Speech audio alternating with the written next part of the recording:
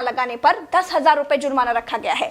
पूरा दिन सड़कों पर वसूली चल रही है। ठीक है, आपने अपनी तरफ से वसूली कार्यक्रम शुरू कर दिया है, लेकिन अस्पताल में बेड ना मिलने पर सरकार पर कितना जुर्माना होना चाहिए?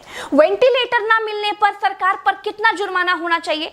कोरोना टेस्ट ना होने पर सरकार पर कितना जुर्माना होना चाहिए? शमशान में मुर्दा जलाने के लिए लकड़ियां ना होने पर सरकार पर कितना जुर्माना होना चाहिए? शमशानों में दिन दिन भर मुर्दा जलाने की वेटिंग के लिए सरकार पर कितना जुर्माना होना चाहिए? जितने मंत्री और ये मुख्यमंत्रियों ने बंगाल से कोरोना लाकर फैलाया है, उन पर कितना जुर्माना होना चाहिए? बंगाल में बिना मास्क महीने भर से घूम रहे नेताओं पर पर डे के हिसाब से कितना जुर्माना होना चाहिए? क्या सरकारों की कोई जवाबदेही बची है देश में? क्या सरकारों से सवाल पूछने वाला बचा है कोई देश में? क्या कोई पूछ सकता है कि 1 साल से देश कोरोना महामारी झेल रहा है, आपने पूरे देश में कितने नए हॉस्पिटल बनाए हैं? अगर नहीं बनाए तो क्यों नहीं बनाए हैं? क्या कोरोना आपदा में घिरे देश को 1,000 करोड़ के नए संसद भवन की जरूरत थी? क्या देश को 300 करोड़ के नए बीजेपी दफ्तर की जरूरत थी? क्या देश को तत्काल 1100 करोड़ के राम मंदिर की आवश्यकता थी? मंदिर के लिए चंदा मांगा जा सकता है तो हॉस्पिटल बनाने के लिए भी सरकार चंदा मांग सकती थी, लेकिन अस्पताल बनाने की नियत नहीं थी। मूर्ति बनाने की नियत थी तो बना दी। सरकारों ने अस्पताल नहीं बनवाए। क्या इस देश की पब्लिक सरकारों पर कोई जुर्माना लगाएगी? क्या कोरोना आपदा में देश को कुंभ सजाने की आवश्यकता थी?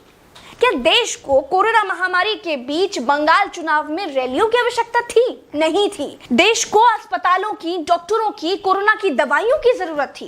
कुछ दवाइयां बनाई भी तो वाहवाही के चक्कर में विदेश भेज दी। आधे अधूरे टीकाकरण में देश अभी अटका हुआ है। और ये कैसा टीका बनाया है जिसे लगाने के बाद भी कोरोना हुआ जा रहा है? क्या कोई सवाल पूछेगा? चीन ने कोरोना को फैलाया और पूरी तरह से कंट्रोल कर लिया। अपनी जीडीपी में रिकॉर्ड बढ़ोतरी कर ली। चीन से सब कुछ तो ले ही लिया है, सीख भी ले लो। देश में सब आत्ममुग्धता के शिकार हैं। सबको अपनी अपनी तारीफ चाहिए। कुछ ने तारीफ के लिए तो फौज पाल रखी है, और जिनका मन फौज से भी नहीं भरता है, उन्होंने तारीफ के लिए सूचना और जनसंपर्क विभाग बना दिए हैं। गाते रहिएगा ना, जनता का बैंड तो ऑटोमेटिक बज ही रहा है।